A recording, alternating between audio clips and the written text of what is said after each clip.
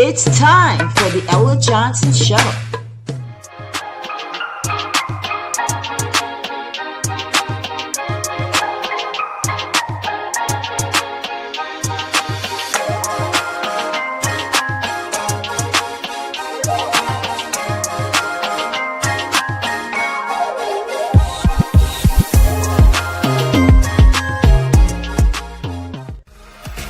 Thanks for tuning in to the Ella Johnson Show, where there are two sides to every story. Enjoy the broadcast.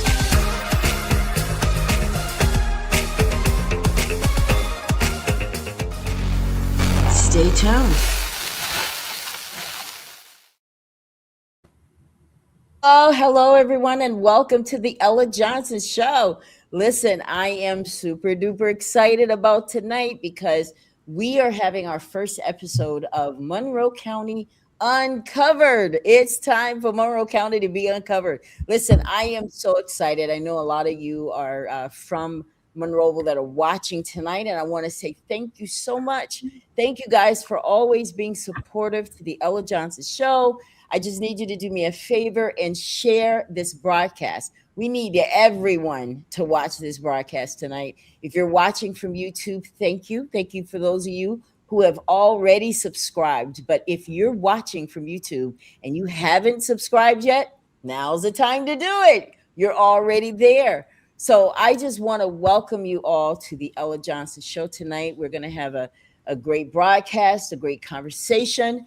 And I just want to welcome you to Monroe County Uncovered. Now, tonight, we aren't just skimming the surface. I mean, you guys probably figured that. We're stripping it away. You followed this journey with me from the unsettling questions surrounding Johnny D. A lot of you were there for that. The Bethel community, a lot of you were there for that. The hidden realities of the T. Tunstall narrative, we're still doing that. We've spent months pulling at the threads of institutional silence, demanding the accountability this country has long avoided, and this county, right? But tonight we go deeper, all right? Enough of the surface stuff. We are turning our lens to the story of Dr. Barbarietta Turner-Pugh. Many would prefer this story stay buried, right? We don't want to hear about it. Just let it go, move on. But in this series, we don't do convenient. Sorry. We do truth. All right. We do the truth. So I want you guys to get ready for that.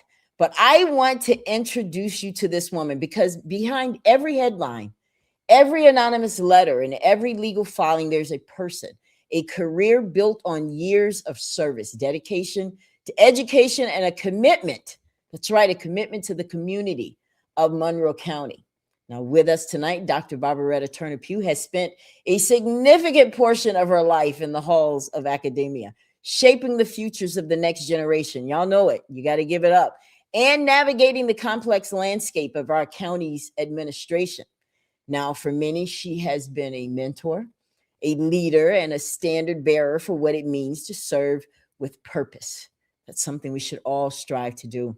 Now, tonight, we aren't here to tear down that legacy. We're here to bring it into the light. When a career is marked by such high stakes scrutiny, it is our duty, mine and yours, to peel back the layers of rumor and institutional noise to find the actual story. Isn't that what it's all about? That's what we're here tonight for. Because when we stand for accountability, we stand for the integrity of every leader who has dedicated their life to the work. You're right. Dr. Barbarietta Turner-Pugh's story is a chapter in the history of Monroe County that demands to be understood accurately, fairly, and completely. Now, I want to share with you guys some of her accomplishments because it's just so much, right? Those of you that know her, you know she has a long history. So I want to share with you, those of you that are watching, because I want you to think about I want you to forget about everything you've seen in the headlines. I want you to forget about what you've seen in the journal, what you've heard on the corners, what you've talked about, because tonight you have Dr. Turner-Pugh right here with us. All right. But I want to first let you know she was the director of student services at Monroe County Board of Education. Right. She was there from July 2014 until just days ago when she was terminated. She is a Region A school safety coordinator, overseeing 10 schools, guys. This is what she was doing. And I know she can tell it a lot better than I can, because we're not dealing with chicken scratch here tonight. We're dealing with someone who's accomplished, who has done so much and made such a difference in Monroe County. But I just want to welcome you to the Ella Johnson Show, Dr. Pugh. Thank you. Thank you, first of all, for agreeing to be here with us tonight. Thank you for having me. Well, I'm so excited. You look so young. And I just, you do. I feel like I really do. You look like you're still at high school sitting over there. But I just want to thank you so much for taking time out, because I want you to tell everybody, is it okay for me to call you Barbarietta tonight? Okay. Sure. I want you to tell everybody why you thought this right here was necessary. Ella, I love Monroe County. I could have went anywhere. I was offered other positions. I came home.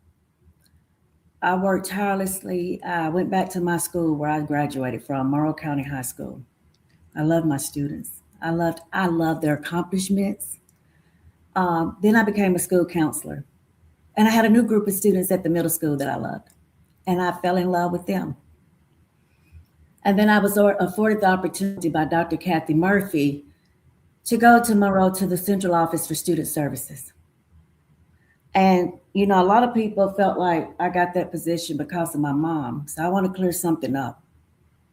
They can feel however they want to feel, but I still feel like I got that merits on my own. And not only did I get it, but I worked my behind off. So when I went to, you got to realize I was a teacher, a counselor. All those deal with students. There was no other position I wanted at Central Office other than one or two. And the one was Director of Student Services. And I worked hard for students. We started that department. When I went in that department, the only thing they focused on was school safety and athletics. And with a short time, we took that from putting in mental health counselors in every school. I wrote grants for the system. During COVID, it was nobody, it was my department to make sure that every student in Monroe County and the teachers were safe. Right. I made sure that I wanted not just certain schools to have an opportunity, I wanted all the students to have that same opportunity. So when I sat in that office, contrary to belief, I didn't deal with teachers, I dealt with students. When there were issues in the classroom, my department, we went from talking about just to serving 10 school districts. I was afforded the opportunity to work at the State Department, and not only with Monroe County, but to serve over 10 school districts in the state of Alabama for school safety, to make sure they were safe. During my tenure, we put cameras in every classroom to ensure student safety. We revamped the whole safety security for students in the county. Access doors. We had to check in, check out. You had to sign in. Those were things we never had in our county. We had a school in Lower Peachtree that if something happened, nobody could get to them in enough time. So we had a camera system in my office where I could watch it on my phone. So if something happened, we made sure that we could get their resource officers. When has Monroe County ever had resource officers? I don't remember it ever. Not only that, but it got to the point that you're talking about putting mental health counselors for every school where our students have people to talk to, peer mentoring, dual enrollment. We never had dual enrollment. They fought dual enrollment till I started writing grants. And then we were able to pay for students in Monroe County for my department to go to college while they were still in high school. Oh, that's awesome. Yeah. So, but not only that, there was also times when things were done or said against students and their parents brought them to my office. I was able to step in and be a voice for the students. When there were students they were trying to expel or send off to the alternative school or just write off, I was able to step in and help those parents with those kids. And that might be another reason. I might have caught backlash from that, from the powers to be. Yeah. I'm glad that you mentioned all of that, because honestly, I want to get into some of that. Not right now, but I want to get into some of that, because ever since I announced that we were going to do this show, obviously I've been getting oh, well, she's this and she's that. I'm not going to get into all of that, not really, because I don't want to downplay your legacy and what you've That's accomplished. fine. I'm okay. Yeah, I dealt with that for 4 years, um, hearing what people had to say. Um, and it's okay. It's okay because I still have to remember, and I thank God for this every day. I didn't get in, I told somebody one time when I was teaching at County High, a teacher was real upset with me. We were in a faculty meeting, and I won't call her name, and she said, I don't understand. They go to Dr. Pugh class, and she don't say anything about what they wearing, their clothes. And I made the comment to her when I was going to get my teaching degree, I didn't know I was going to school to be the fashion police. I didn't think I was there to criticize children for what they wore to school. I was there to educate their minds. okay. Um, was I a tough teacher? Yeah, but I love my students because I knew what this world had to offer, and I felt like when I taught the best. But So I sometimes that sometimes being tough comes across as difficult to work with. What do you have to say about that? I think so too because there were instances where some people are more interested in let's go and camping together, let's all sit around here and enjoy the fruits of labor. But the problem is we're on taxpayers' money. And I used to That's right. always tell people our clientele are the students. So if they felt like I was tough, then I'll be the first right now to apologize. If anyone felt like I did anything out of the way, I will sincerely apologize now because at the end of the day, my only goal was for the That's student. right. Um, Amen. and by me being able to go see different things at other school systems, I wanted to bring that back to Monroe County because there's nowhere that our kids couldn't have the same opportunities. They don't have to just this. There's more to than just Monroe County for our children. That's right. And so, if people think that when I walked in a building that I expected or something, I expected to see teaching. I expected to see students learning. Right. I expected for us to give our students the same thing you would want for somebody to give your child. So here's the thing, and this is the elephant in the room. There was an article that just came out in the Monroe Journal. That's kind of what started because you and I had already been talking about doing this, but when that article came out, you were like, you know what? Let's just go. Let's go. And it was the termination from your employment with the school board. Give me your initial reaction because we're going to start there and then we're going to go back, guys. We're getting to it, but I want to know how you felt. I mean, sincerely, how did you feel when you saw that article in the paper? It was another emotional hit for me. Because my thing is, how much more you people gonna continue to try to do to me? How much are y'all gonna continue to try to destroy me? Um, what is it gonna take? Like you've done everything that you could possibly do. You made everybody not talk to me. You made it to the point where you made people. I don't know if you made them afraid to talk to me or to the point where they were embarrassed to talk. I don't know what it was, but it was like this is just one more kick in the gut. One more kick in the gut. And the point is that termination was illegal. At the end of the day, and that's what we're going to talk about tonight, that termination was illegal. Okay. But they're We going to definitely, write their version. That's the problem. Everybody's yeah. writing their version of the story and not knowing how this second termination came about after it was overturned the first time. That's right, guys, because I know that there's some stuff that you guys don't know, and we're going to bring it up. Now, how this all began, September. Let's go all the way back to 2022. All right, I know that's some years back. September 2022, you learned of an anonymous letter that was written about you, and apparently it was from J.F. Shields. How did you learn about this letter? Well, actually, I learned about that letter in October the 6th or 8th. Okay. And what happened was actually received a call, not from Monroe County Superintendent. I received a call from my employee at the State Department. I was on the road coming back from a school system in Baldwin County, and she asked me, she said, "Hey, what's going on in Monroe County?" And I said, "What you mean? What's wrong?" She said, "We all just got a letter up here." And she said, "I know it's nothing to it." She said, "But it's serious. We got to see what's going on. She said, I've already told them that I know for a fact this is nothing serious. So I called my superintendent at the time. He didn't call me. I called him because I didn't even know what was going on. And I asked him, I said, hey, I just got a call. And he said, oh, yeah, we'll talk about it later. I said, no, we got to talk about it today because if there's something someone said about me, I need to know. I need to clear it up. And he said, no, we'll talk about it later. So I immediately left Baldwin County, came straight back to Monroe County, waited for the superintendent to get in the office. And I said, hey, what's going on? He pulls this letter out and he says, I said, oh, hold up, I can clear out whatever this is. I can clear it up. I can bring you documents, whatever you need. This is not true. He still kept saying, well, no, we'll worry about dealing with it later. So no, I went to my office. I pulled anything that they tried to say. I brought it back to him. Um, and at that point, I thought it was over with. I really did. It was an anonymous letter. And reason I'm gonna tell you why I thought it was over with.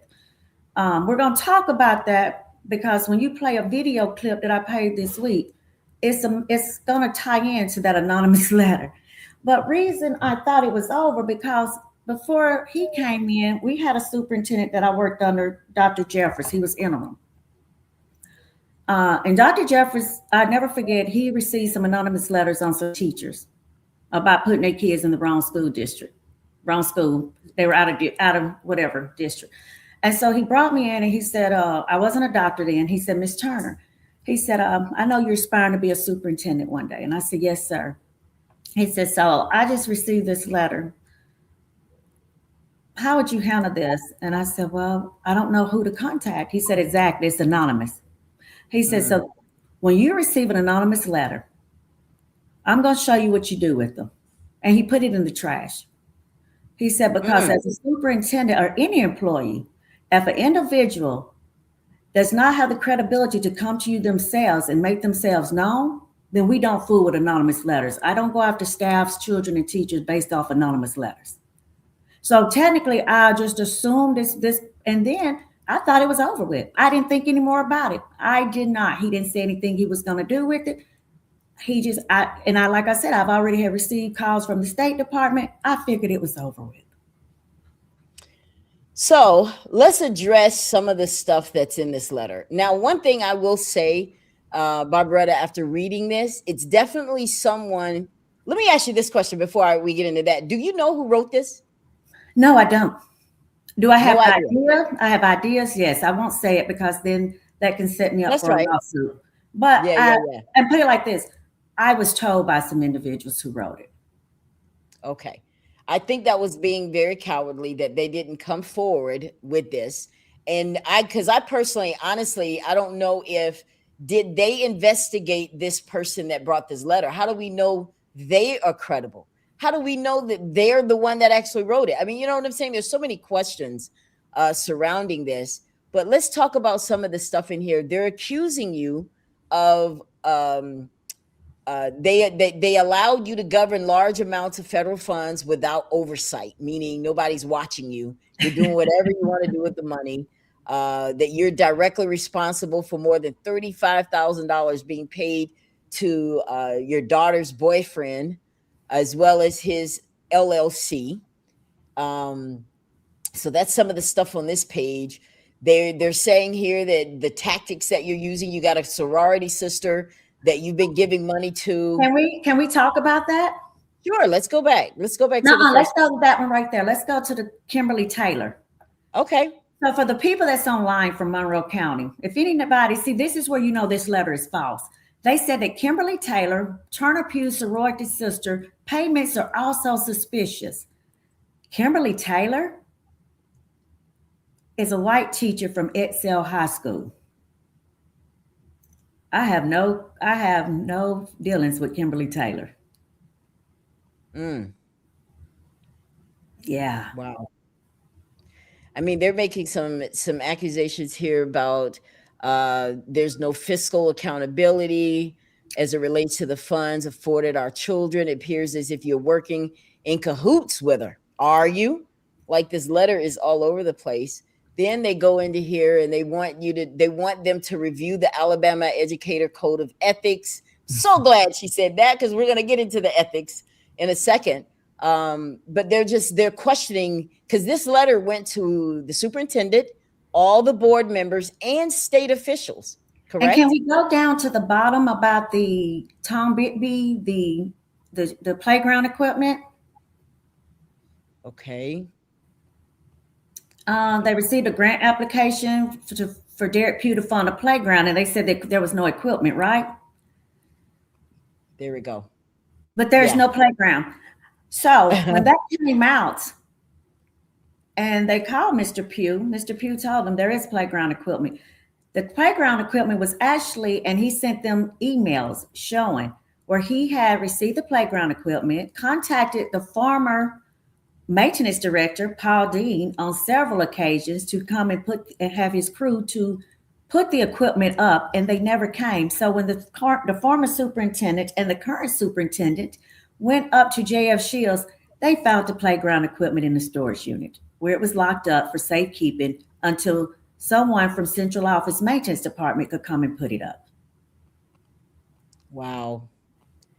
Now, this is the part because you and I were talking about this. I said, let's look at the envelope. Yes. You have a copy of the envelope. Tell everybody what we're looking at right here, Barbarietta. With the actual letter and how I got a copy of the envelope, because when you look at the letter, this letter was sent to everyone except for my mother, who is a board member. So that spoke volumes by itself. So the only way I was able to get a copy is you see the individual name on there, the former superintendent. He gave me his copy of the envelope. Well, no, he gave me his envelope and a copy of the letter that was in it. Now, what else did we find interesting about this envelope? Where was it sent from?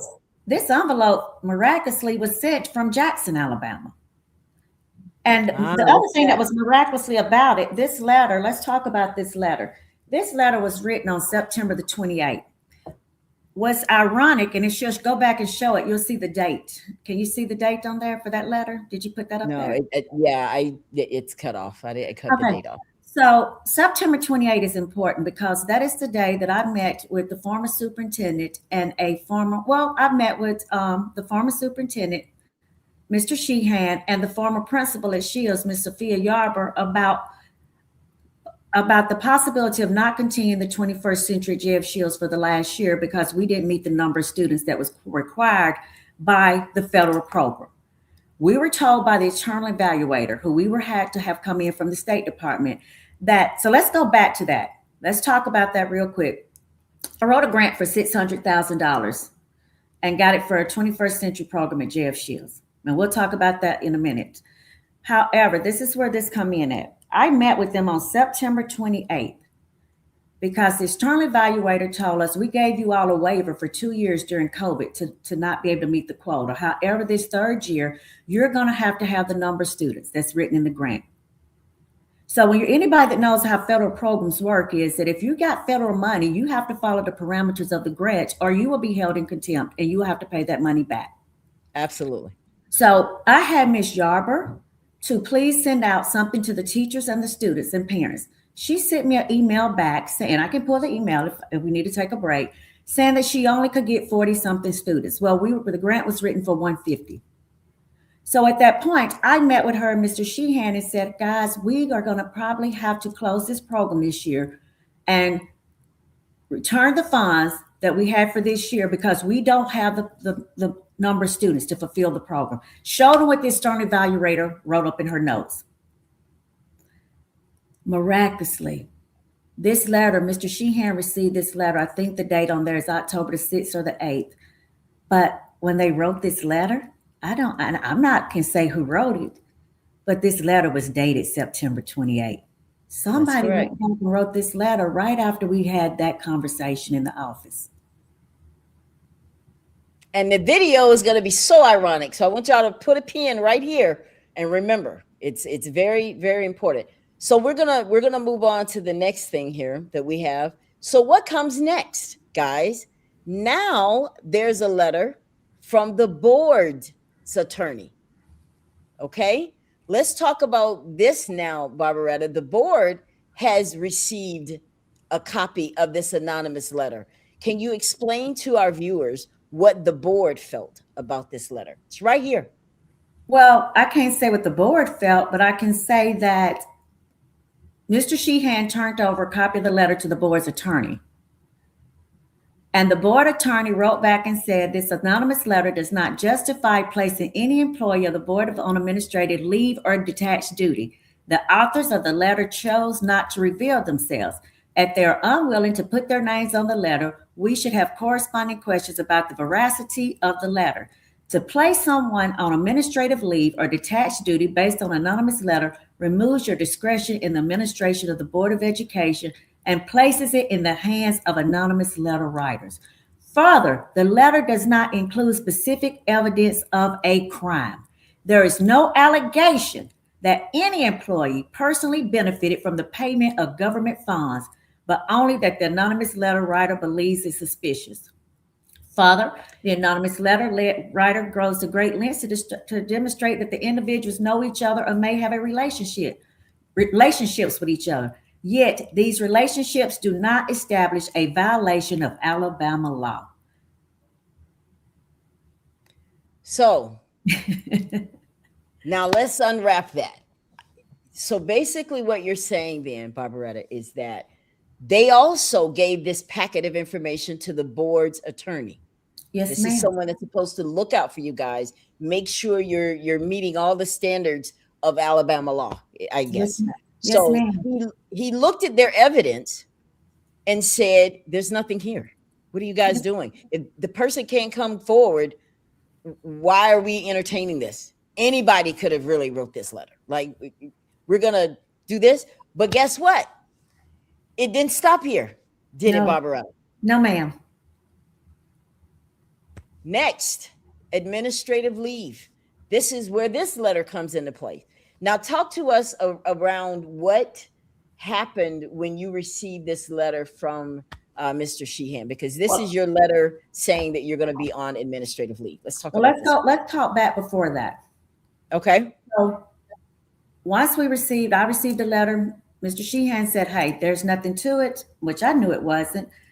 There was a between that letter and November 10th, we had auditors just periodically popping up in the central office, popping up, questioning me, wanting to look at records, and I had no problem. I showed them every record, showed them everything that they asked for. They asked for contracts, they asked for timesheets. I showed them everything that they wanted.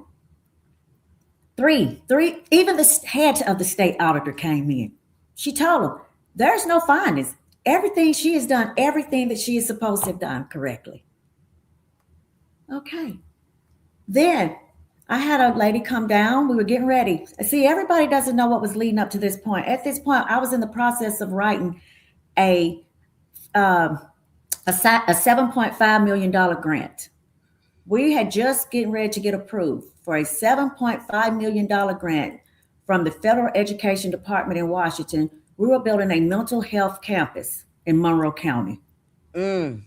So that, and I will give you that documents because actually the lady that was helping me write that grant, and I can give that to you for the next show. You're going to see, because she was from the State Department, she sent Mr. Sheehan and the board a letter saying, because my interest in children, which was her interest, is greater than your interest in children, I'm pulling away from this grant. And the reason why, she was in my office one day working on this grant, and throughout that whole day, there were three board members who were in and out of the superintendent office. And next thing I know, I wasn't there. She was there working with my assistant. Once again, I'm on the road, making sure children are safe. I get a call. I got to get back to the office. And so when I got there, I was like, what's going on? She's like, I'm finished. I'm through. I'm finished. She said, because they don't want this. I said, what happened? He asked her, the board, this is his words. The board says that if you get this, do we have to use it? She said, are you telling me that your board is going to turn down in Monroe County a $7.5 million grant to build a mental health school for students in Monroe County? Oh.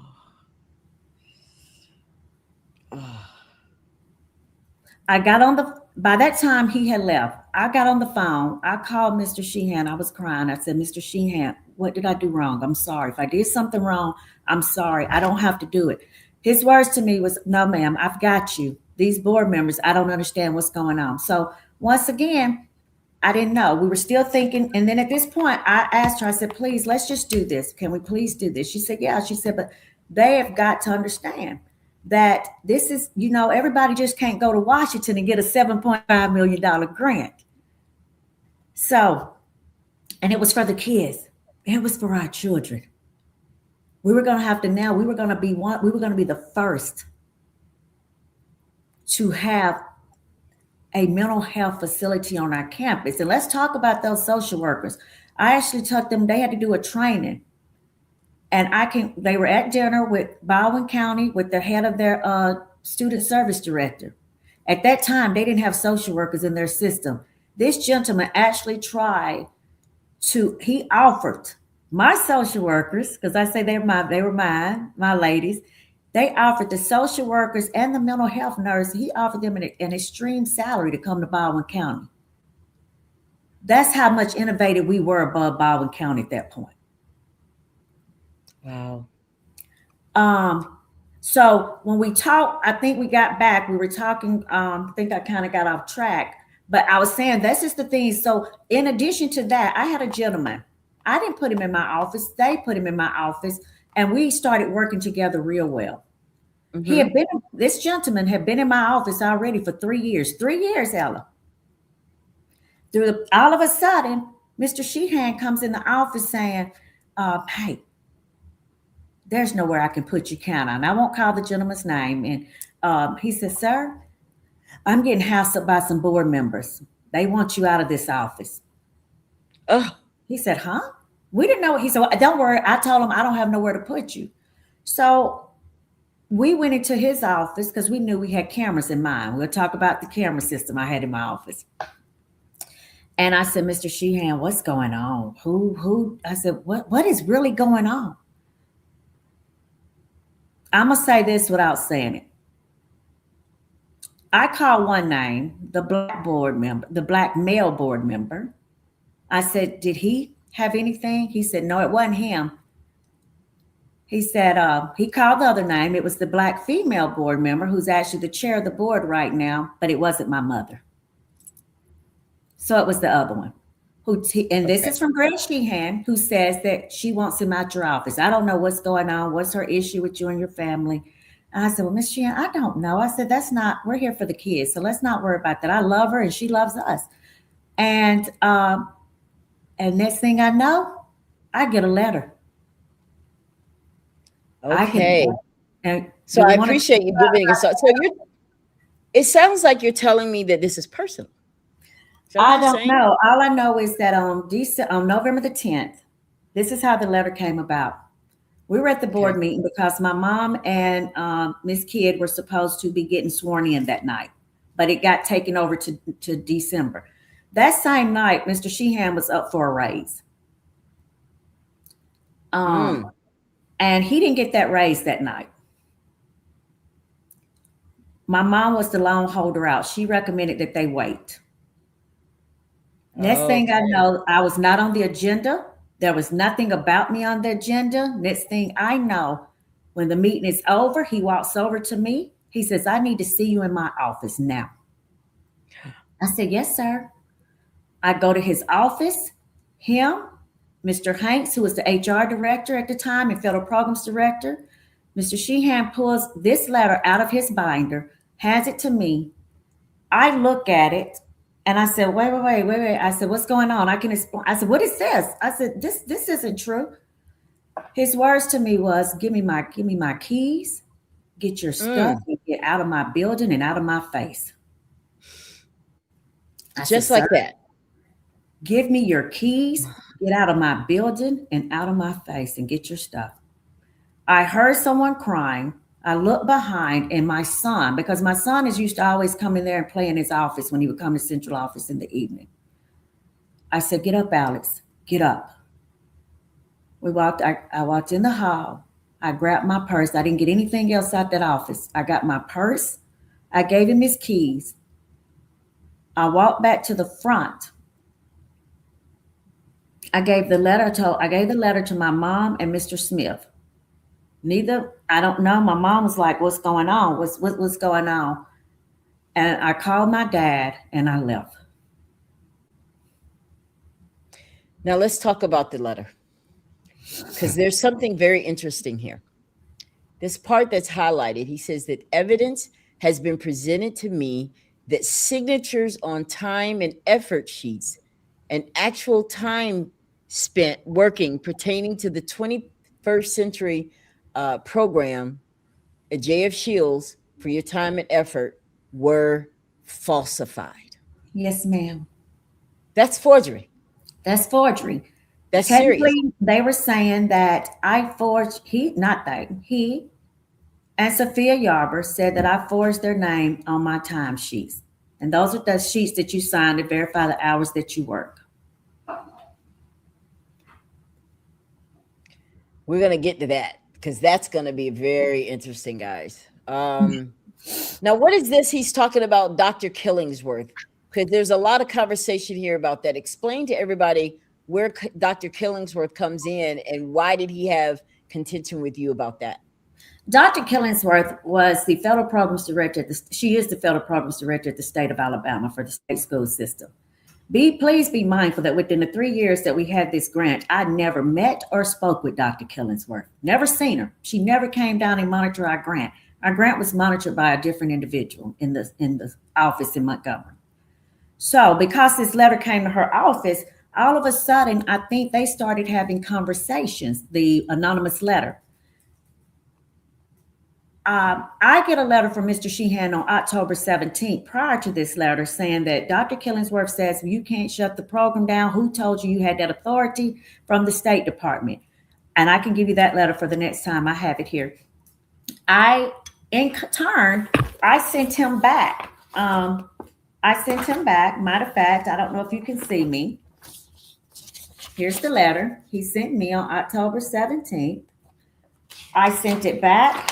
And then I also attached to him my explanation about, Now remember, he's asking me about this, and we already spoke on September 28th about the possibility of having to shut the program down for lack of students. So I don't understand why he couldn't have had those conversations with Dr. Killingsworth, because we'd already had the conversation, and I practically said, first and foremost, I do not have the authority to close the 21st century program. No, I said, Mr. Sheehan, I am responding in writing as per your letter to the following questions submitted to me by you. Explanation for closing 21st century program at JF Shields. I'm also addressing the statement you made about Dr. Killingsworth saying that I did not need to continue overseeing the homeless and Title IV programs. First and foremost, I do not have the authority to close the 21st century program at JF Shields, as I am not the superintendent of Monroe County Schools, nor the site director. Ms. Sophia Yarber has been the site director for the program for the past school term and is currently the site director. I only made a recommendation the program may need to be discontinued based on the external evaluator's report. We are required to have an outside entity to monitor the program peer requirements set by the Alabama State Department of Education. The external evaluator's report indicated there were only 38 students in grades K through 6 being served and 18 staff members. Listen to what I'm saying, 38 students, 18 staff members. I was concerned about the program not following the guidelines of the grant as it pertained to the number of students being served. The grant was written to serve 105 students versus the number of staff members working. However, as stated previously, I can only make a recommendation. There's also a copy of the external evaluator's report. In addition, because in that letter, he asked me, who from the State Department told you that you could do this? I attached a copy of the email from the State Department lady, and this is a copy of the email where you can see it for yourselves, where the lady from the State Department wrote me. And good morning, Dr. Turner. This came from Annette Scoggins. I hope this email finds you well. I am reaching out to confirm that your 21st century site will be closed and not using this year's fund. This was October the 12th, 2022. If this is so, we need a few things to start with the letter from the administration when the grant was applied for. We also need the closing amount of funds that will be returned. We need a copy of the board's minute agenda item to notify them, the data. And next, we will schedule a closeout visit to go over inventory, notification. Now, how did I get this letter from the State Department saying, yes, we need to close the program out because you're not meeting the number of students? Should Mr. Sheehan sending me a letter saying that Dr. Killingsworth says that right here, I was contacted by Dr. Killingsworth. She stated that this was not accurate and shutting down was not that simple. There we go. Wow. So there's two different people. There's two different conversations going on with me from the State Department. I'm talking to the individual that I've only dealt with who says, you're right. You can't keep that program open if you're not serving the number of students written in the grant, versus this lady who all of a sudden we got some miscommunication. And please, that sounds like integrity, Barbarietta, that you're saying, look, I don't want to blow the money. Yeah. You know. Well, yeah. Because if we did not follow the external evaluators' recommendations, you would have paid that money back to last year. And then you really would have had a federal not lawsuit, but I really would have been investigated by the feds, the school system. So the other issue is that, and you're gonna also, you're gonna see there was consistencies in Dr. Killingsworth's statement at the State Department hearing against me versus another individual that she said about the monitoring of this program. So now you got this letter and you leave the office like he suggested. I did. And there were some stipulations for you when you had to leave the office on administrative leave. Can you share that with us now? What were those stipulations? Can you pull that letter back up and then I can read it from there? I have my letter, but if you want to pull it back up so they can see it. Not this letter. This one? Yes, here it goes. Okay. Can you go back down some? Because I think it's important that they see the stipulations as to why I'm now talking. It says, during the time of administrative leave with pay, you'll go up. You will not. Can you go up? All right, go to the next one.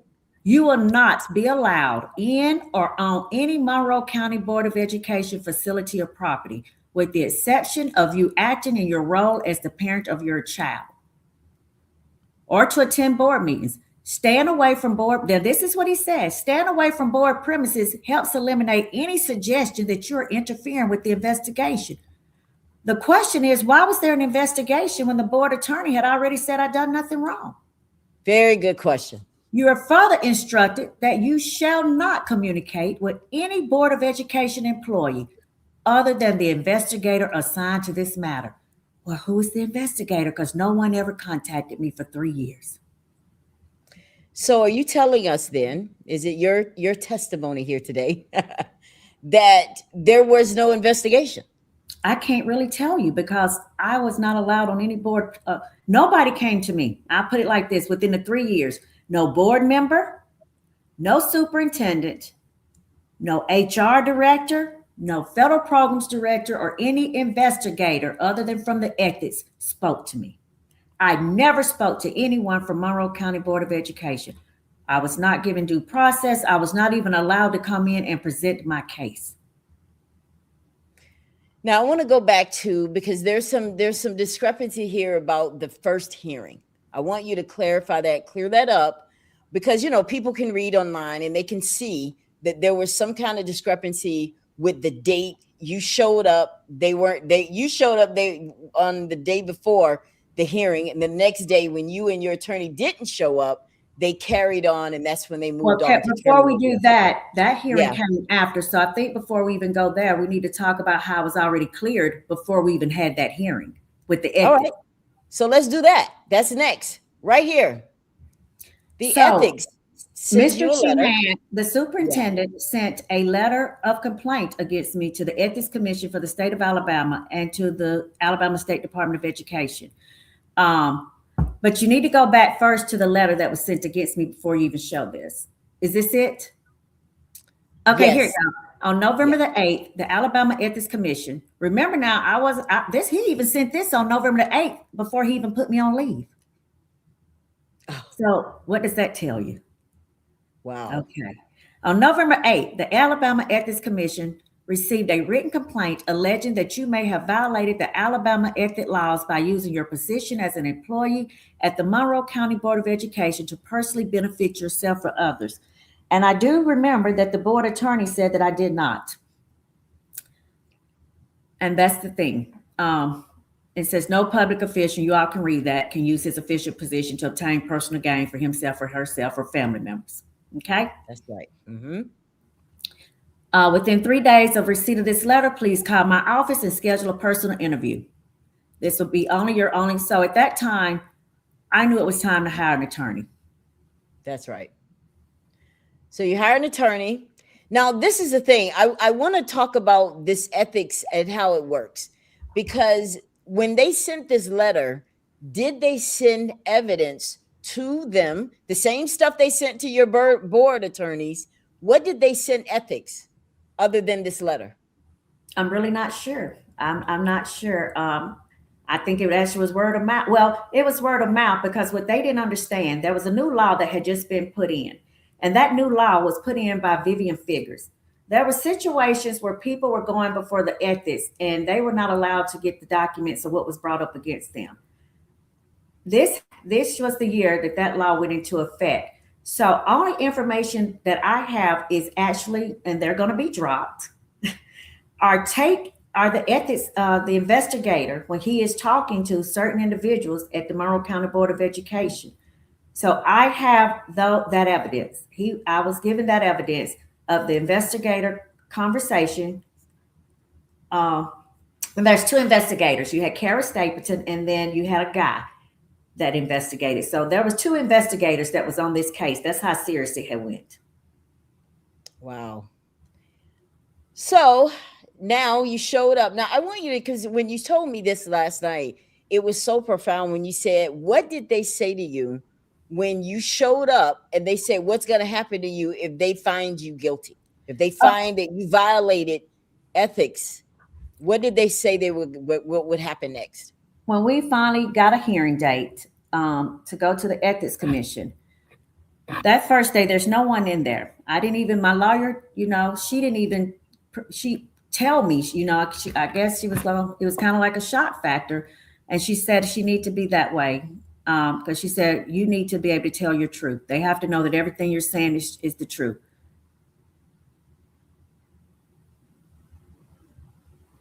Okay. Who is Anthony Hall? Is this somebody new? Let's see what he has to say. Anthony Hall says, Ella, please. Okay. Barbarietta, I ain't saying you stole that. You and your mom ain't did nothing but help family and each other. You got what you deserve. You still coming up with those foster kids because you. Okay. Okay, that's fine. I'm not getting upset about that because I don't know who Anthony Hall is, but Anthony Hall, we would be more than happy to welcome you to the show. Would love to invite you to the show. Just say you want to come on and I'll drop the link. Hey, listen, I told you before I got started, everybody is welcome. You don't have to be rude about it, but you're welcome. It didn't take all that. You can just say what you got to say without being disrespectful. It's okay. I don't want anyone to disrespect my guests. You can do whatever you want to me. I don't want you to disrespect my guest because she's here telling her story. Oh, no, I got to get this out, boo. I got to get it out. Got to get it out. I don't want you to come here and disrespect my guest. She is telling her truth. Now, if you want to disagree, do it respectfully. That's it. Moving on. Now, let's keep going. And so now we've had. I'm fine. Yeah, go ahead. I'm fine with that. I've been used to this, so I'm fine because this is the thing. I came on here. I don't need anybody to run interference for me. Okay. So, good deal. Not you. No, I said, so whoever's running interference for these individuals, that's fine. I don't need anybody to run interference for me. Because here's what happened next, guys. We're going to get their decision. You see, April. But when we let's go back to the ethics. Okay. That day when we went in, you can only go in with you and your attorney. It's closed. We went in, there are 4 judges. They're former Supreme Court judges that are sitting up there listening to this. And you don't go in the Ethics Commission empty handed. You just can't.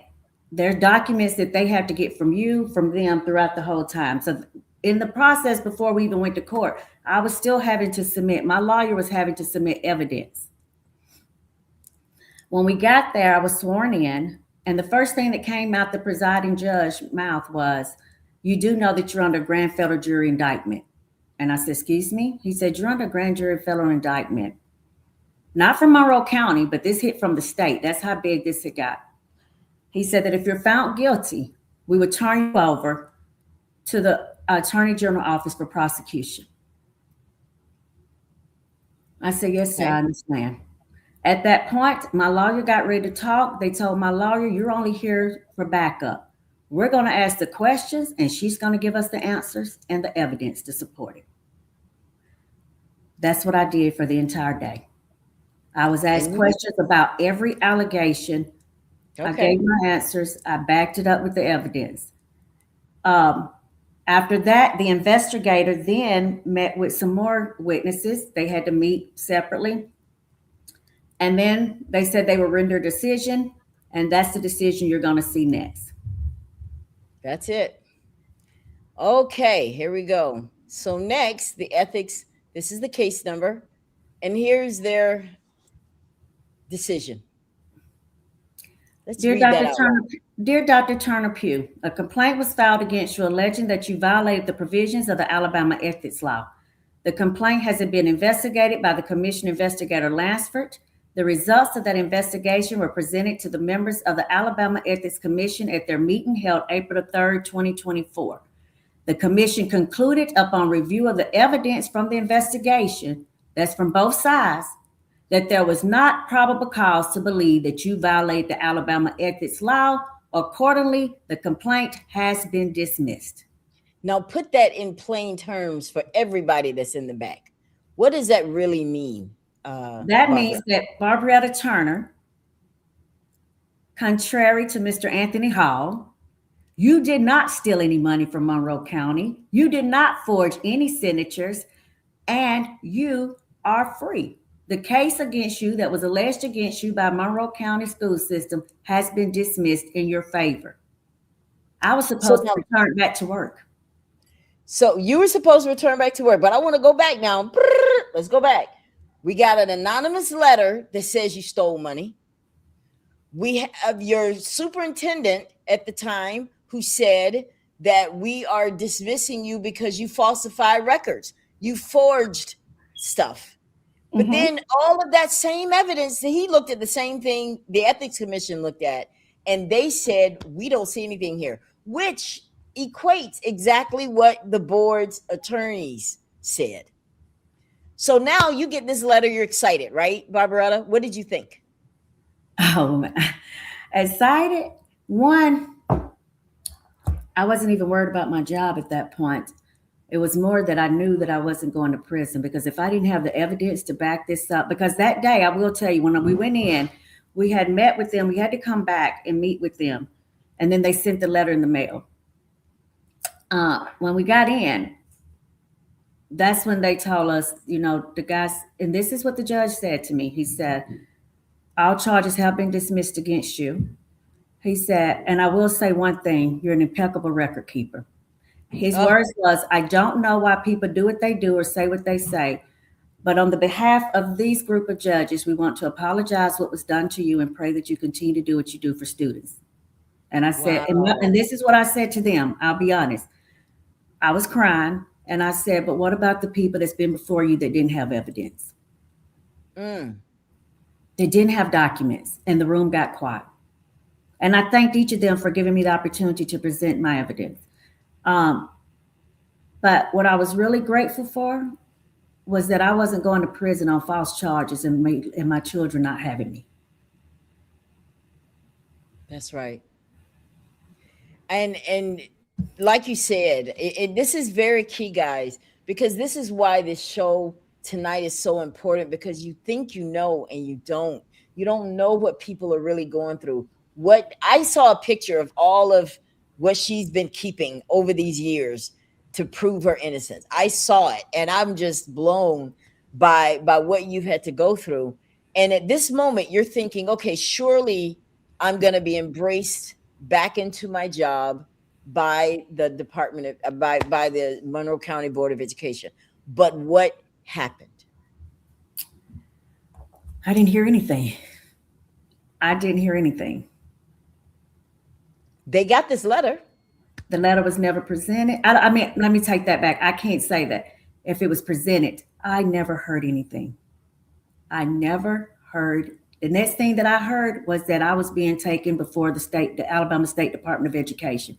So I guess when you couldn't get me on this, then you take me over to the State Department to try to take my license. And that's where we are now.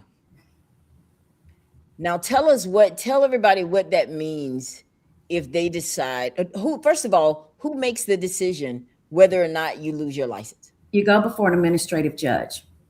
Okay. But let's talk about, we're going to talk about that in the process. We thought this was over with because technically once that happened, I shouldn't have anything. It should be dropped at the State Department. Right.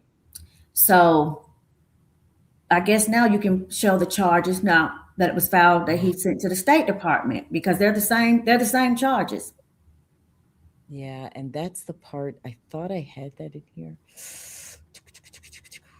Okay. Well, it's fine. It's the same charges, like it was forgery of signature and all of that things that was already could be taken from. So at that point, now let's talk about that.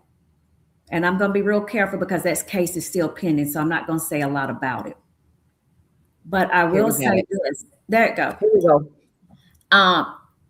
The specific facts giving rise. So this is what was sent in on me. Once again, these are the same charges that I was cleared up by the ethics. While you're employed by the Monroe County School System as Director of Student Services, you submitted documentation using falsified signatures to reflect the time you spent working. Number B is going to be real important in a minute.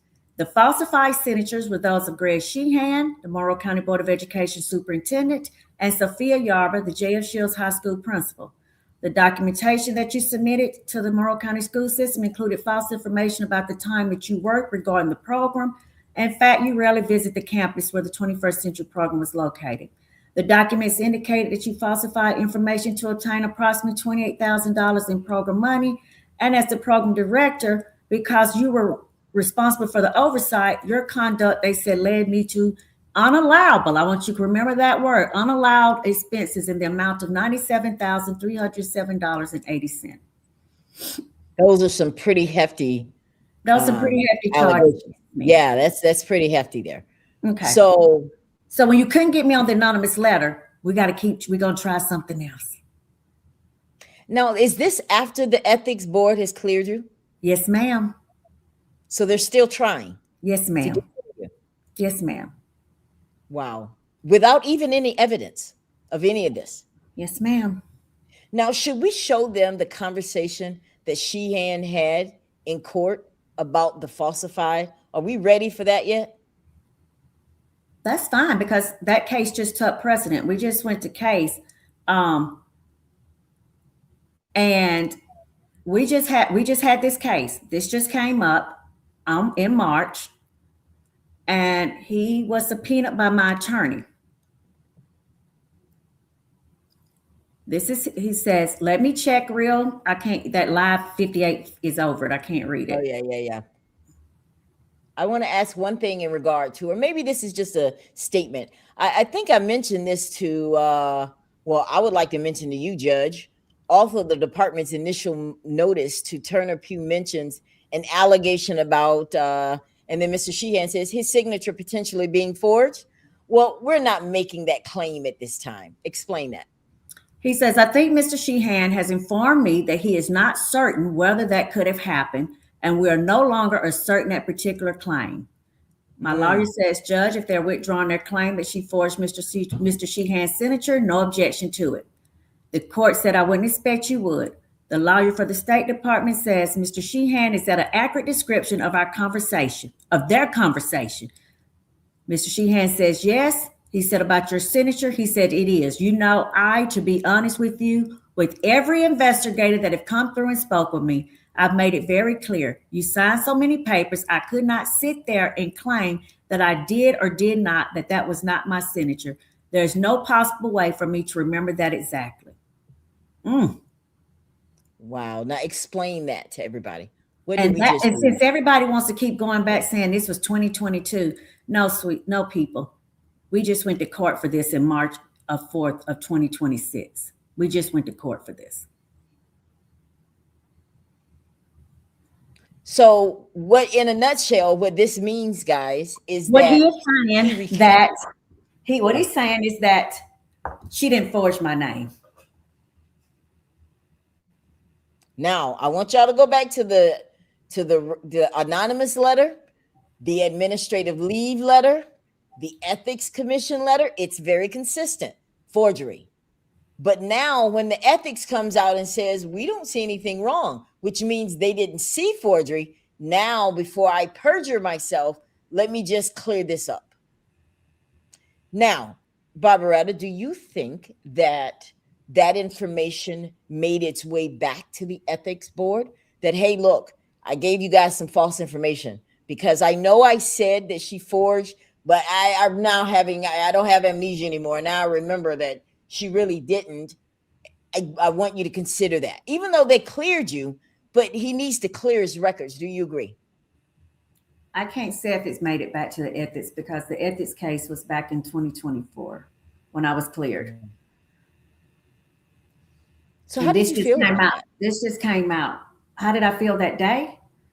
When you found out that he finally admitted, I lied. I basically lied about that part. She did forge my signature. How did I that actually, feel? Did that it didn't take a relief because I know that I didn't do it. right, right. But at that point, I really thought that at that point they were going to say this is over with At because this point, you're still thinking and being hopeful. You really want to go back to work, right? I want to go back to a school system that appreciates the work that I do. Do All I you want to think do is go back to working with kids. so? If Mr. Hanks, who's now the superintendent, if he were to come to you today and say, look, Barbara, I understand that things got a little out of hand. We want to try to work together with you. Would you go back? No, ma'am. No, ma'am. I don't feel safe. No, ma'am. As much as I love these kids in Monroe County, I don't feel safe to go back. Hmm.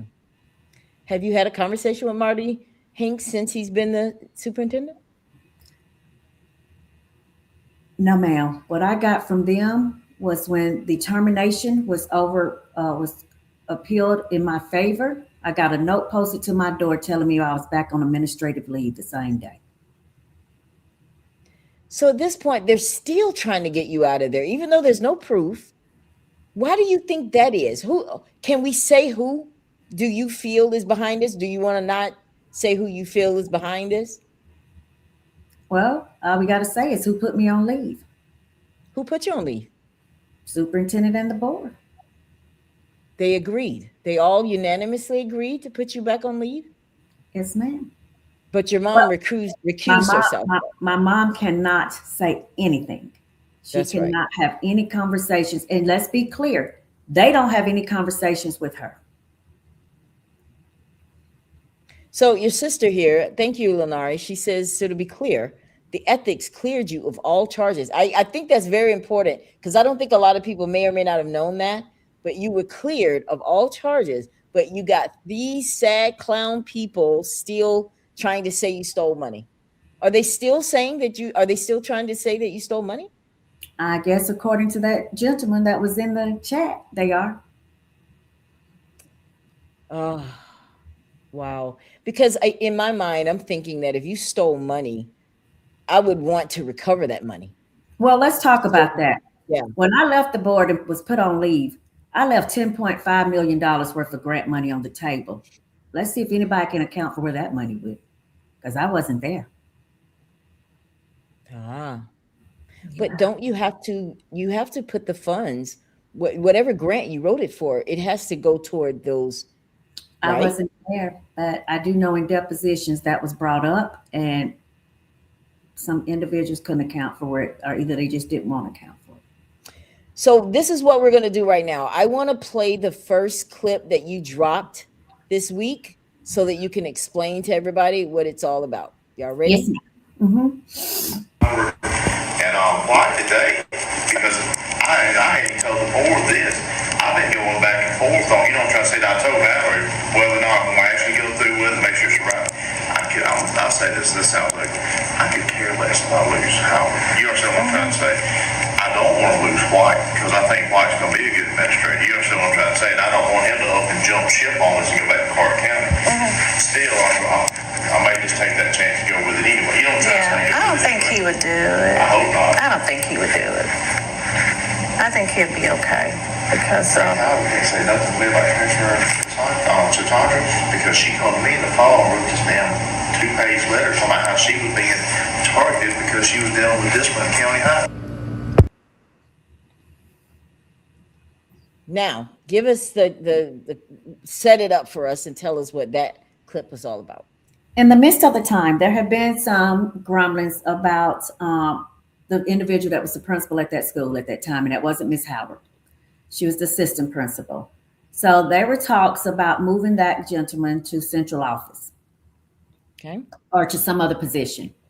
So they were looking at whether at that moment to move Miss Howard to Monroe Middle School or to keep her there. So in the midst of that conversation, those were conversations that were held between the two of us about the principal situation. And he did not want to lose Mr. White for him to go back to Clark County.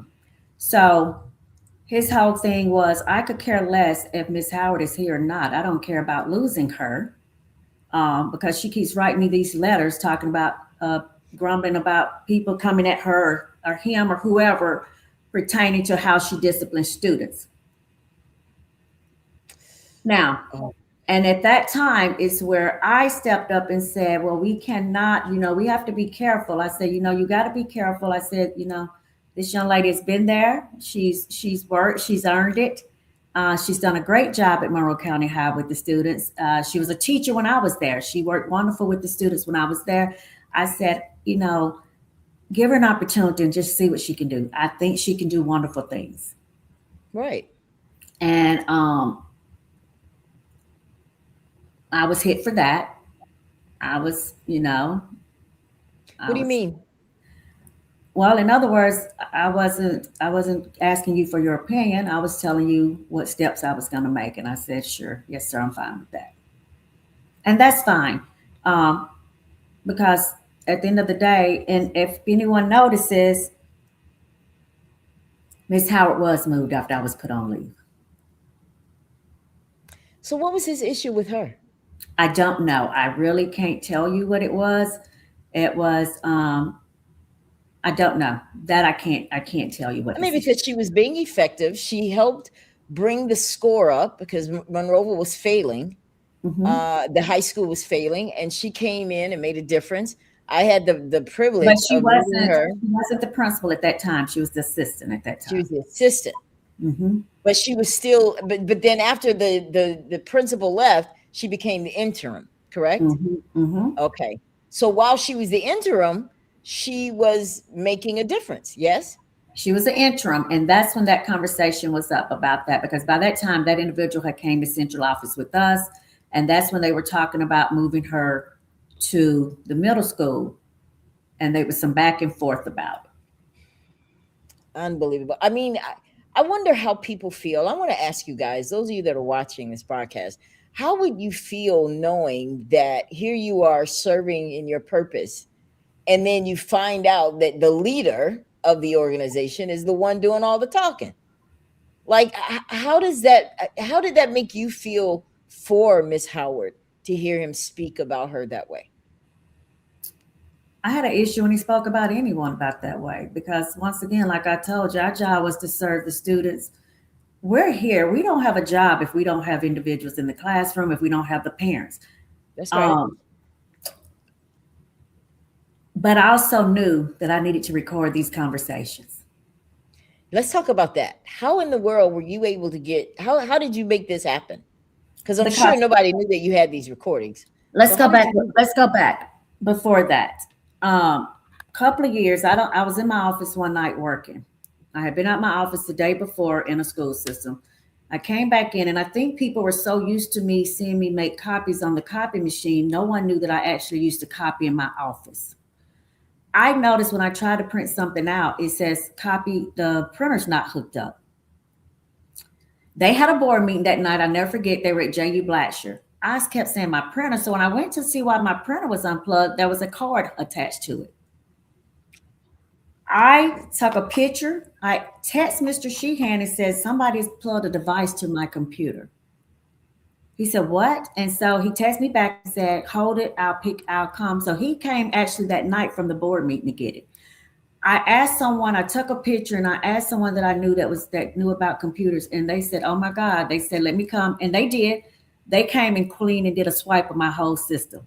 They said, because this device either can put something on your computer to kind of, or they can wipe your system trying to get, he said, somebody's trying to get things off your computer or either put something on your computer to frame you. Oh, So at that point, I decided, what's going on here? Still didn't know anything, but just to protect myself, I went and had cameras installed in my office. Not only for that, but I also had cameras because one, what I've been accused of, I dealt with so much. Also, because of Director of Student Services, I dealt with parents and students. I didn't want nobody to ever say I said something that I didn't say. I want to always be that's right. transparent. Right. So I even had a camera. People don't even know. I had a camera watching me in my office. There was a That's camera in good. my office watching I think me. it protects everyone Well, when it you have protected that. me with the forgery with Miss Yarber, and that's another conversation. Uh, and but this wasn't the first time, and I'll go into that later because I'm trying to locate those tapes. This wasn't the first time that this superintendent had come for me, and I thought we were good by that it had been cleared up and everything. So I figured that it was probably best for me so nobody could come back and say something I didn't say in these meetings, especially when you're having conversations about staff members, parents, and children. If you felt comfortable enough to say that to me, you will feel comfortable enough to say that I said something that I didn't say. So at that Right. point, I felt like I needed to record those conversations. If I'm wrong, then I was wrong. But it's always about protecting myself. Well, I mean, I think that you made a good point earlier when you said that if you didn't have all of this, you'd probably be in prison right now, right? Oh, they told me I would. That wasn't, it's not what I'm saying. That's what the judge said. I was Yeah. going, I was going over to the turn. I wasn't coming back here. I was going to the Attorney General for the state of Alabama to be prosecuted. Yeah. I read that's exactly where you go. You go to the AG or the DA. Yeah. Uh, if you once you leave there, they're like, "Look, we can't do nothing for you. You got to go." Yeah. Because if you fail in ethics, if your ethics are below standard, then it's true. You have no business being this representative here. But I just wish the ethics would get involved a little bit more. I'm just saying, in all elected officials in Monroe, I said it.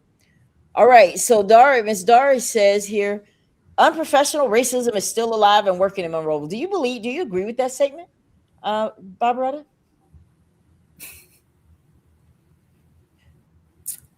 Um, I don't want to say that about everybody. Because it's not everybody. Can you clear up about paying me? Yes. Let's do this. Now, I will say this, guys, that once I announced that I was having this show, I've been receiving emails and messages, and you can probably imagine people that are for Dr. Turner, people that are against. And because my platform is transparent, I like to be able to address some of it. And one of the concerns that came to me is that you, Dr. Turner, show favoritism with your family. Matter of fact, we're gonna read that exact email. And I want to read that. let's read who it come from because I feel like if you're going to make an accusation against me, you need to be told who it is. All right, well, let's do that. Let's find it. Dang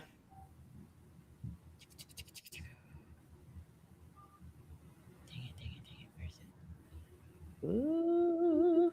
Hold on, guys. I'm getting it. I'm getting it. But I agree with you. I think that let's put it all out there.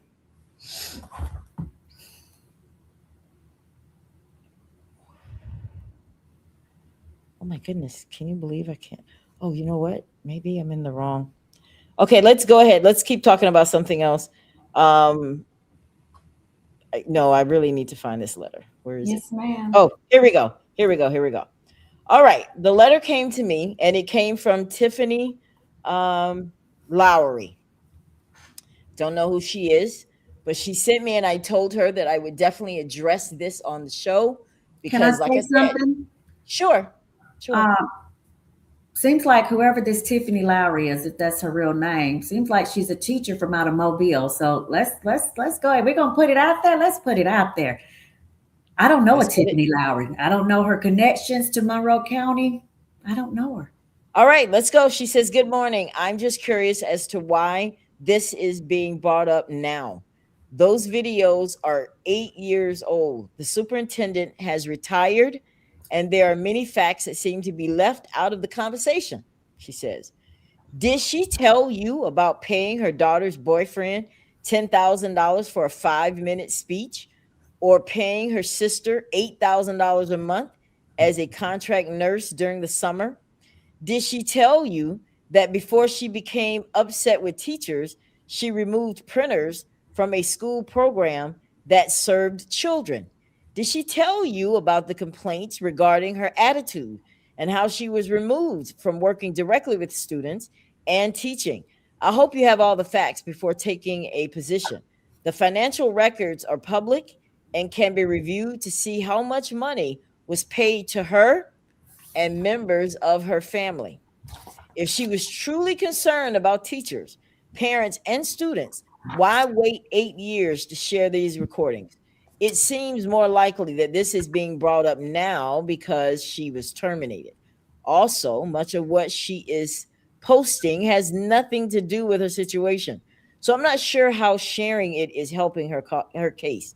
Just make sure all sides of the story are considered before drawing conclusions. And I will, at this point, if Tiffany Lowry is on, I invite you to click on the link. We would love for you to come on the show. Once again, I'm going to say this. I'm not asking anybody to run interference on my behalf. I'm here. I'm here. I'm in person. This has been my battle for the last 4 years. So we invite anyone that I'm having any conversations about to please come on the show and tell your truth as well. Okay. So let's bring this up. This is what we wanted to bring up. So we're here, Lenari. Let's start with this one. Tell everybody what we're looking at here. We're looking at the contract. Let's talk about what happened first, how we got to this point. During COVID, there was money given down that was called the CARES Act. You had the CARES Act, you had the GEARS Act. There were different pots of money that was come down during COVID for school systems to hire nurses and to bring in all different things to help with the COVID epidemic. During this time, Mindy Mitson, who's the nurse supervisor, you're going to see two contracts. You're going to see Lenari Turner, you're going to see Alicia Salter. Mindy Mitson was going around seeing if there was anybody that was a nurse. Everybody turned. So these individuals met with Mindy Mitson and Greg Sheehan. They did not meet with me. I did. I told my sister they were looking for a nurse position. She, along with several others, met with them. They didn't meet with me. After their meeting, and as you got to realize, this individual said, I hired. I don't hire. I don't fire. Any individual. So let me break down how this works. And I will tell anybody, especially you, Tiffany Lowry, why don't you go to the board meeting and then you can see how this works. The superintendent make the supervisors, principals, they give their recommendations to the superintendent. Once he agrees to those recommendations, he gives those recommendations to the board and the board hires. Your school board members do the hiring. So all of this information went before the nurse supervisor, Mr. Sheehan. And if you see, do you see my signature on that contract? Ella? No, I don't see your name anywhere here. I think you cleared it up. Let's for the people watching. Is it against company policy for family members to work at the Board of Education or the school system in any way, in any capacity? Is it against the law, the rules, the policies to do that? To do what now? I'm sorry. I was reading that what somebody wrote. I'm sorry. That's okay. That's okay. Is it against the policy for family members to work together at the school board or within the school system? Is it against policy? Obviously, it's not, because the current superintendent was his wife boss when he was the principal at Excel. And there's another individual in the system that oversees a family member. And there's several others. So no, ma'am, there's not a policy. Now, is your sister qualified for this job? My sister is a nurse practitioner. Okay. So that kills that. I don't know what else we can do with that. And let's talk about the school that they sent her to. Lower Peachtree had never had a nurse. Every school in Monroe County had a nurse, and no one wanted to go over there. She went to Lower Peachtree. She served those students at Lower Peachtree. Their principal was having to give the students their diabetic shots, to give all care over there. That's not in the line of duty for a principal. Okay. Celeste says, definitely does not show favoritism. I can speak of a few that I know do, but I'll stay silent on that one. Someone said that I show favoritism, and she's saying I don't. Thank you, Celeste. Okay. Thank you, Celeste.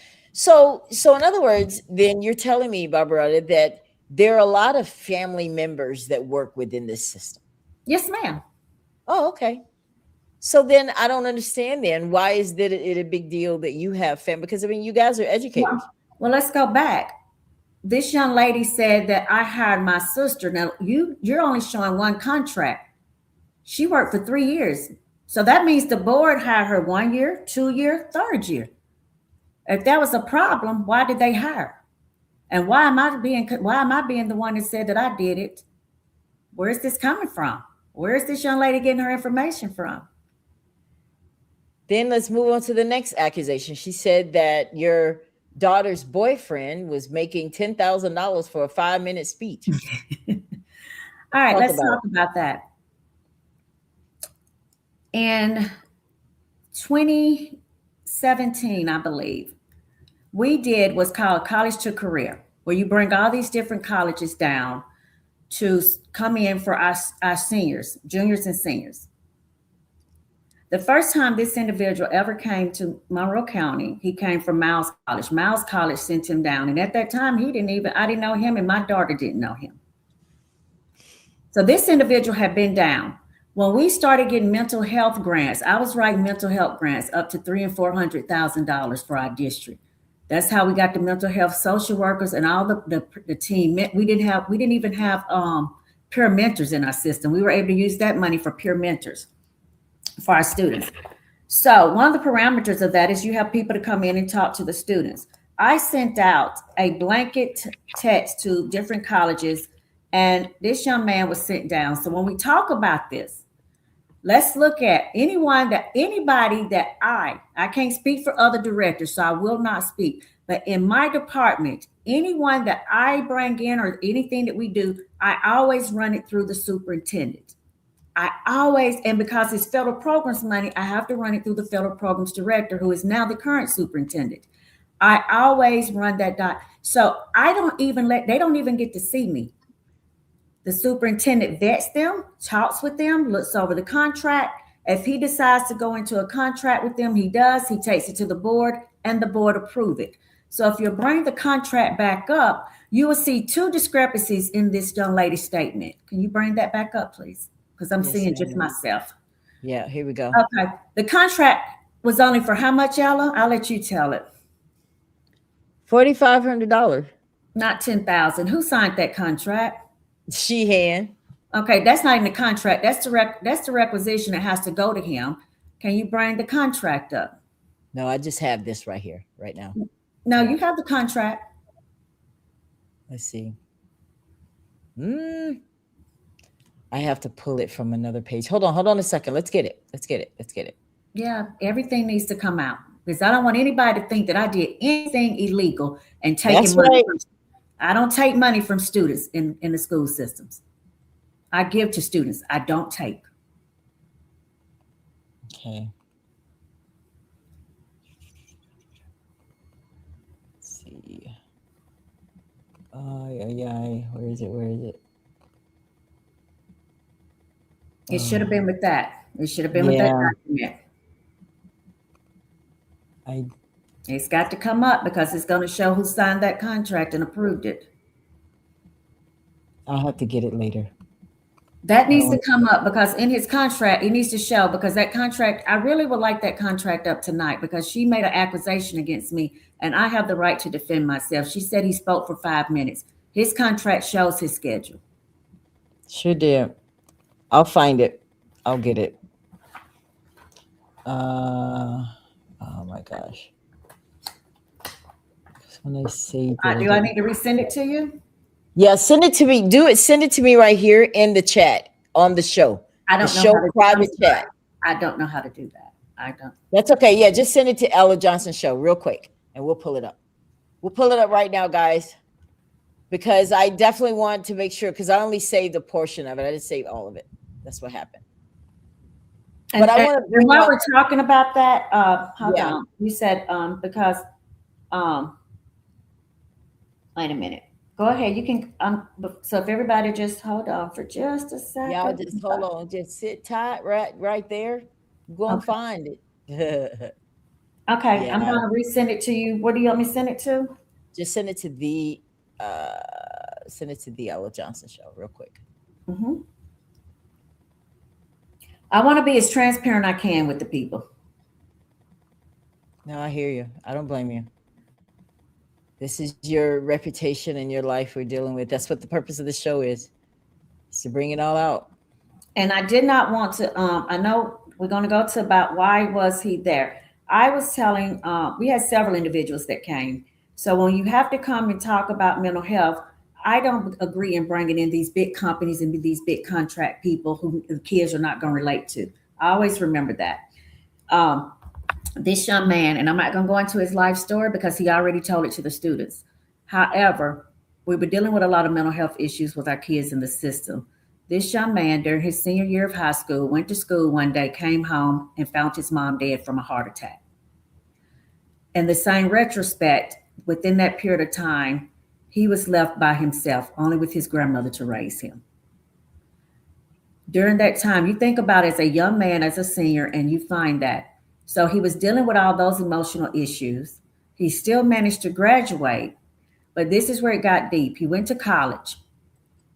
His grandmother got sick and passed away. This young man was sitting in college, working a full-time job, sleeping on the floor at his apartment with some friends, maintaining a 4.0 GPA, graduated at the top of his class. What better person, and Mr. Sheehan agreed to it when he met with him, what better person to talk to a child about mental health? Here we go. Amen. Here we go, Anthony Hall again. He's back. He's wow, back. let's go. Well, you know what? Okay. Can we do a favor? I don't even want to address him because whoever this is someone that's running interference for them, and that's not what I'm here about. So I'm not going to address that if you don't mind. Yeah, we're not going to address that. Absolutely. This is one question that I would like to. Kim sent a question here. Let me move this out of the way so we can.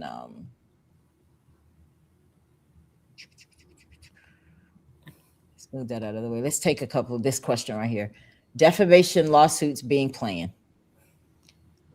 Because you've definitely it seems like you have identified some defamation going on here. Do you feel that? Do you feel that that's where you need to go next, or what is your plan? If you can talk about that for what's next. I don't know if I can really talk about it. I guess it's my lawyer, Gotcha. And it's so ironic. I'm trying to bring Anthony Hall up. Mr. Hall, we would more than welcome you to come to the show. If you feel that concerned about this issue, please come on. We welcome you. You don't have to hide behind a computer and type. you are more than welcome to come to on the show. You don't have to hide behind a keyboard. All right, here we go. I'm gonna pull this up here. Um, I have it here. So let me share the screen so everybody can see it. Uh,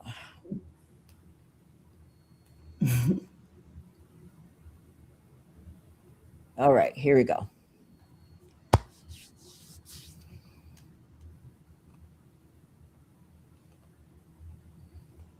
Ooh, where is it? Where is it? Where is it? Girl, almost there. Hold on 1 second. Here we go.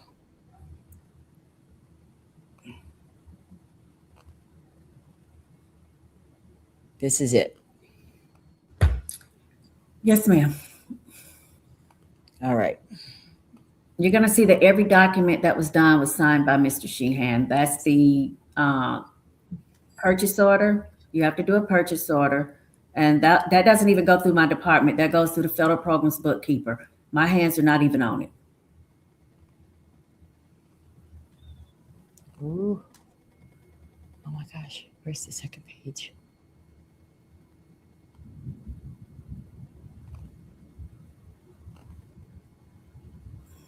Ooh. Okay, here we go. Here we go. There's that. Then here's the second page. That's the purchase order that we had over there. That's the requisition order. The requisition order comes first. You have to do a requisition for that individual. So the requisition order was done. It's signed off by the CSFO and Mr. Sheehan. Then once he approves it, but before he does that, that's the contract. That gentleman turned his contract into them, not me. It doesn't have anything to do with me. And this breaks down what his agreement was. And let's clear this up. It was said that he only spoke for how many minutes, she said? 10 minutes. The contract says this. No, 5 minutes. Yeah. This individual provided training session from 11 to 12, 1 to 3, and 3 to 4. Now, I didn't send you this, and I should have, because it's very important that I think everybody needs to know. That meeting, that was the first training right there. And it was for how many? We said it went where? That was at the central office, right? Yes. Okay. Can you do me a favor? Can you put the screen? Because Mr. Sheehan was so impressed by this individual when he spoke at the central office that he asked him to come back, not to every school in the district, but can you pull it up so I can show you? He sent him back to what school is that, Elle? I just want to make sure if you can read it so everybody else can read it. Oops. Wait a minute. Let's go back. Remove that.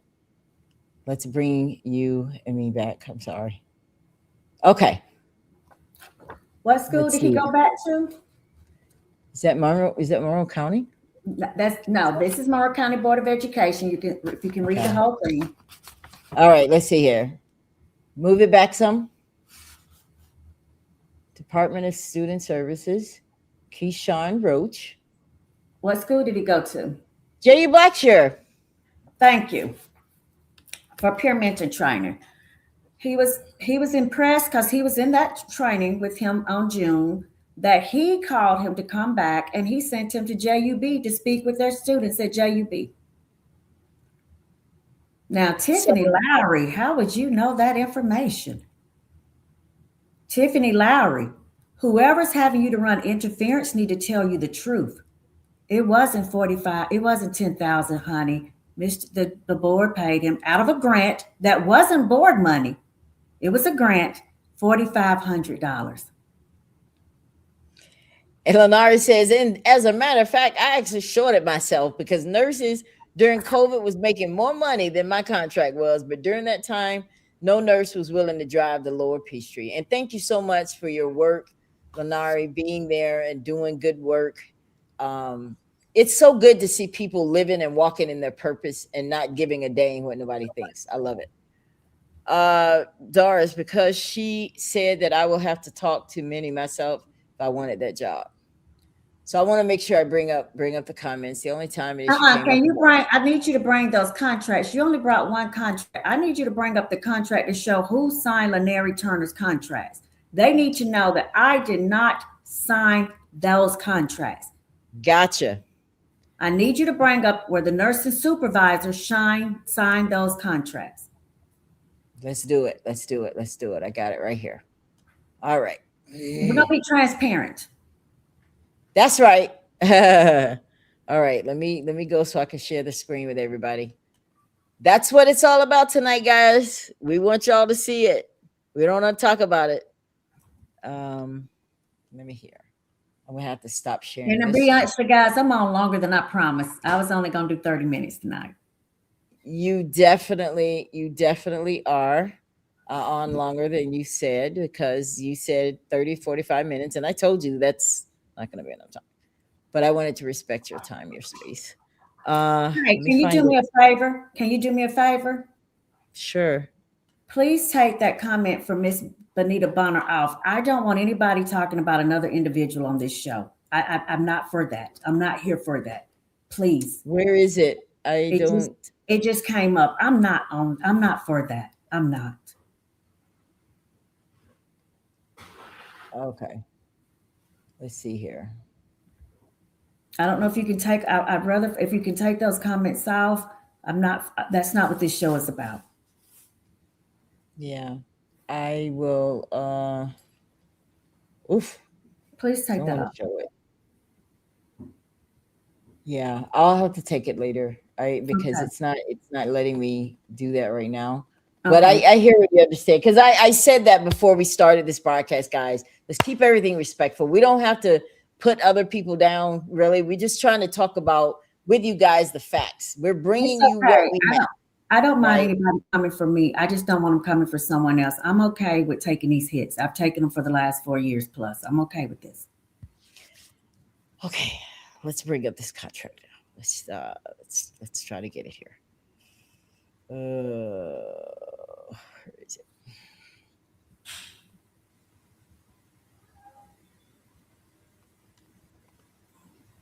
Add to the stage. Who is this? Oof, girl. It's a lot of information, guys, but I want to make sure that we have everything. This is not what I want. You want to see the I want the one to show all of the stuff for Lanari. It's just that contract to show the 3 signatures, so they can know exactly. Okay, I got it right here. So let's bring it to the screen so we can see it. Where is it? Oh my goodness. All right. Let's go share the screen. I'm sorry, guys. I got so many things open down here. It's crazy. Now, while we're doing that, there will be a second show, and that show is going to address the teachers who made false allegations against me to the State Department. Yeah, there's so much more to come from this story. We're not doing everything tonight. Like I told you guys earlier, there's no way we can do it all in one night because it's so much information. And while Ms. Johnson is looking for that contract, I want to clear up something Tiffany Lowry said. Ms. Lowry, I need you to go and please, whoever's giving you false information, I want you to also understand what my role was. Director of Student Services. Listen to what I'm saying, sweetheart. Director of Student Services, not Director of Teachers. There was never a time that I was told to not have any conversations other than when I was put on administrative leave. So whoever gave you your information, they kind of mixed their facts up and their lies. The way the chain of command go, principals deal with their teachers, superintendent deals with the principals, and the superintendent deals with the director. I was a director. I never, ever could step out of my lane and discipline a teacher. Please remember that. I don't hire teachers. I don't fire teachers. And there has never been a conversation where Mr. Sheehan, so let me clear that up. I don't want anybody thinking that Mr. Sheehan or any superintendent has ever told me not to have any conversations or that I was disrespectful to a teacher. Let's clear that up real quick. My role was to watch out for students. That's right. So I once again invite you to come on the show because I have a feeling somebody's going to try to give you some more. And so next time, don't hide behind the keyboard. Let's come on the show and talk about it. Totally agree. All right, so let's look at this. Let's look at these contracts here. This is Lenari. Let's go up. Okay. We can go up to the signature page. Okay. That's one. It should be another one. Okay, let's keep going.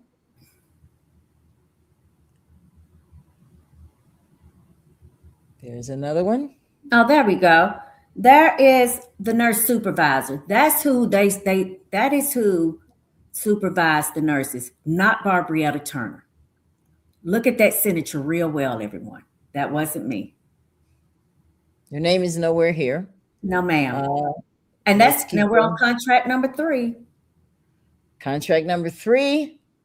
And there's signatures again. So there seemed to not have, now let's talk about it. Because see, this person didn't bring up the mental health counselors. There seemed to have been a problem with any and everybody that was connected to me when they started coming for me. You had Lenari as a nurse for 3 years. So if there was an issue with her contract, I think that should have been with the superintendent and the board. Because you had her the first year, you had her the second year, you had her the third year. And not just Lenari. There was another young lady that was hired who was already working in the system and got the same amount of money. I'm still trying to figure out why there's a big deal with people, with your family members. You're all qualified, you're educators, you're educated, and you have you meet the qualifications for the job. Because it's not against the rules to have family members.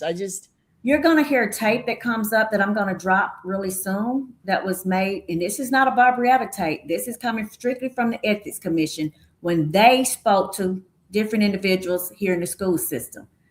And that's going to explain it all. Because this individual who had absolutely no legal or ethics rights, you're going to see where this all come from. Because according to this individual, they got a problem with my mom and her political standings being the Democratic chair. So I'm not sure if this was personal or political against me. Wow. I want to take some of the comments because I love to encourage. Now, Benita, she did come and say, look, she didn't mean for that comment to come up. So thank you for clarifying that, Benita. Thank you. Because we want you to be a part of the conversation. She was saying, look, I'm sorry, I didn't mean for that to come up. It's getting a little late because I had even said, I think we went over my time limit. I wasn't going to do 30 to 45 minutes tonight. Listen, well, let's go ahead and wrap it up. We can wrap it up. We're good. It's that time anyway. I just want to can we do a recap? Because everybody wants to know why it got to this point. Let's be honest, guys. Okay. Everybody's saying, why did I just now speak? Oh, you're just now speaking because... And I think that's something you said we were going to talk about. We'll talk about how this termination came apart, about the legal termination, because you have that information where they held a meeting that they shouldn't have held. Or they changed the date on me. We'll talk about that the next time. Since everybody is so riled up about, oh, she's terminated, now she's coming out. Well, the thing is, you saw the letter that was given to me by the former superintendent. I was not allowed to speak. I was not allowed. So what you were doing, you were keeping me quiet while you were building a narrative against me. And that just came out what that young lady said. I was accused of being a thief, a liar, a forger. Those were 3 things I was accused of: stealing money, using money that wasn't, lying about it, lying about the time and things that I worked, and also forging signatures. I was cleared by the ethics on that. Yes. You saw the evidence tonight from the hearing that we just had in March. This March, it wasn't March 2022. It wasn't March 2023, 24, 25, March 2026, where Mr. Greg Sheehan himself said, I want that statement taken out of the claims. I did sign, and I can't say. And you're going to hear a tape I'm going to drop where he tells the ethics investigators the same thing. I never forged signatures on timesheets. I never forged signatures on any documents. You saw that in writing. That didn't come from me. That came strictly from the court, from Greg Sheehan Mouth himself, saying, I take that claim back. So you're free to think about me any kind of way you want to, but I'm telling you now, I am innocent. I am innocent of these charges. I am innocent of these charges. And the Ethics Commission cleared me of everything that they said that I did. The lawyer for the board cleared me in the beginning. That's right. But let's be clear, he's not clear himself, because once this got started, he did some illegal stuff, and we're going for him for that. But as of right now, I won't. But right now, let's just say this. Why did I sign my sister's name? And that's why, is this guy really, is he smart? Why did you sign your sister's name? That's why you have a forgery charge. Ella, can he read? Can this gentleman read? Because I think we just read with the charges that Greg Sheehan sent in, didn't we? We did. Okay.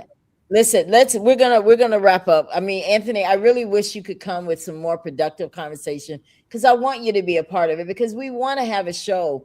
We don't want to always have people that just agree, but we want you to be respectful and come say things that make sense, right? Look, and I'm gonna be honest with you, Ella. I'm gonna be honest and put it out here tonight. I'm not going to be on the show with Anthony. I'm not going to be on the show with somebody that's making up false narratives, because now when I've just showed evidence to show that I did not, when Mr. Sheehan admitted that I did not forge his name, now this gentleman is coming saying I forged my sister's name. Yeah. So we'll make sure he's not able to be here anymore. I can tell you right now, I will not. I'm not going to do a show with anybody that can't look at the documents and see for themselves that they were. We're going to wrap it up tonight. Did you want to watch that last video, or you want to maybe just talk about it? You want to watch that last one, the last audio? No, they heard it. They heard it. Okay. And I do, and we can talk about it just for a second. That video purpose was to show you all what he thought about our parents and our students in this system. Because anybody knows that what you speak in a meeting, a closed meeting with a parent, I can tell that video because I wasn't in those meetings with those parents. If I was in those meetings with those parents, I would have never, I got videos with parents and things, and I won't show those to you because that's confidentiality.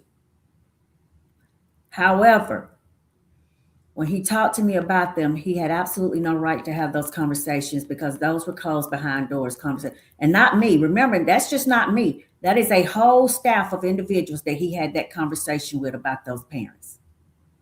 And if that's how you feel about our parents in Monroe County and our teachers, there's a problem. I want to point out something very important, though, Barbarietta, in that video that you guys did see, that second drop. He said, okay, bring me an anonymous letter, and then I can do something about it.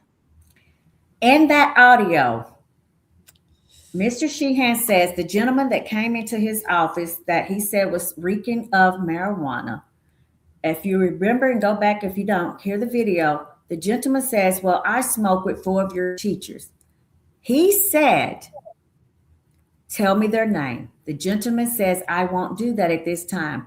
And I want you to remember this clear word. He said, then send me an anonymous letter and I will fire them. So that seems like a MO, because an anonymous letter was sent on me and I was fired. And on Even that though I was cleared by the board attorney and the ethics on that. I have a question about the BOE. Okay, bring your question, dear, before we get out of here. Because for those of you that just kind of came late, I want to wrap the show up and tell you what we covered tonight. Now, tonight, we wanted to make sure you got the basics. Tonight, we started off by letting you see the anonymous letter. You saw that.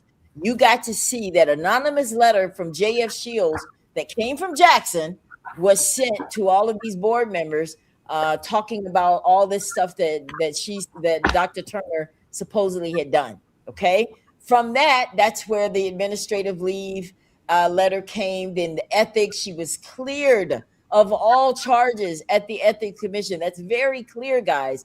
Cleared, meaning she showed the same evidence that they did. She showed more, obviously, and she was cleared of it. But that wasn't enough for the Board of Education. They still wanted her gone. Now, granted, they can, based on what I read in Alabama law, they can still let you go even if you're cleared by ethics, but there has to be a cause. There has to be a just cause, you know? And I don't see how you can get cleared for one and not be cleared to the other one, but I'm still trying to figure that one out. Nonetheless, they were still after her. And so that's what led up to where we are now. They did terminate Dr. Turner, and that's where we are. And she is bringing evidence to the Ella Johnson show. That's why it is Monroe County Uncovered, because we are bringing it out. That's what tonight was to bring a lot of evidence to you so you guys can make your own decision. And I like what this is the wrap up for the show right here. You have three questions. Yeah, we got a few. Let me go back here. Deidre Hill asked a question. Let's get hers first. If someone is asking about transferring schools, are they allowed to ask a parent what color is a child? That's what happened to Ms. Deidre.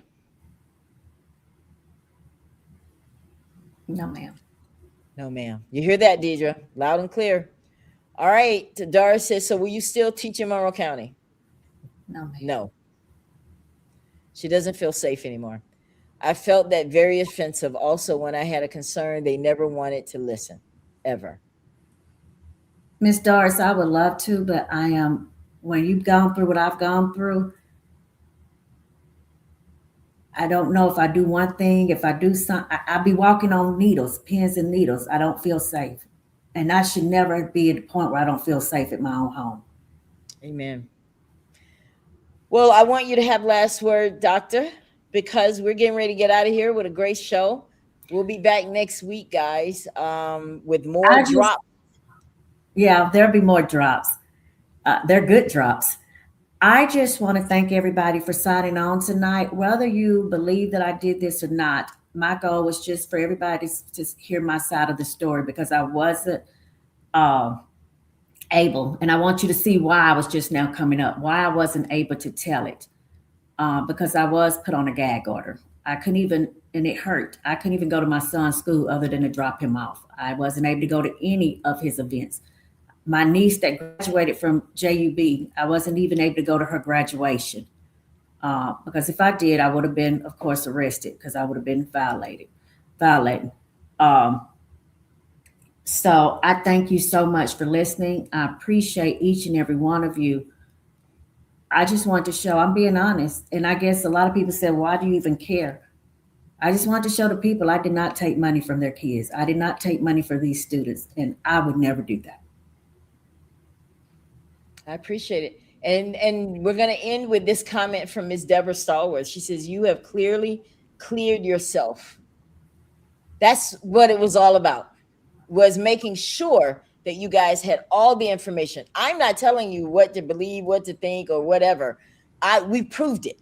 We showed you these are the documents, and they don't see this in the Monroe Journal. I told you guys, you're not going to hear this story anywhere like you will hear it on the Ella Johnson Show. All right, dear. Love you. I'm so glad that you were able to be here tonight for the first show. I'm glad you guys tuned in, and we're going to get out of here.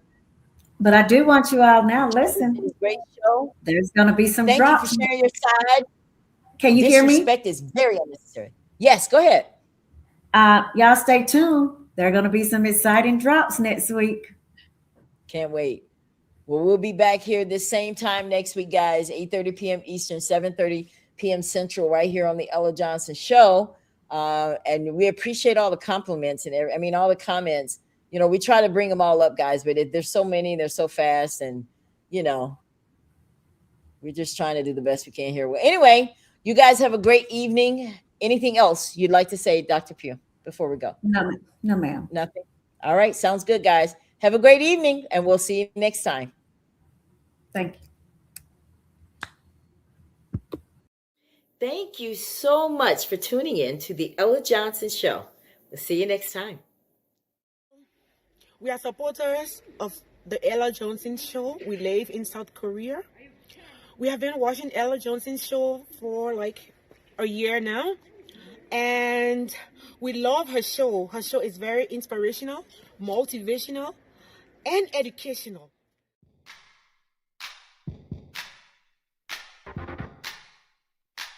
If you would like to be a guest on the Ella Johnson Show, send an email to theellajohnsonshow@gmail.com or send a text message to 407-334-6997.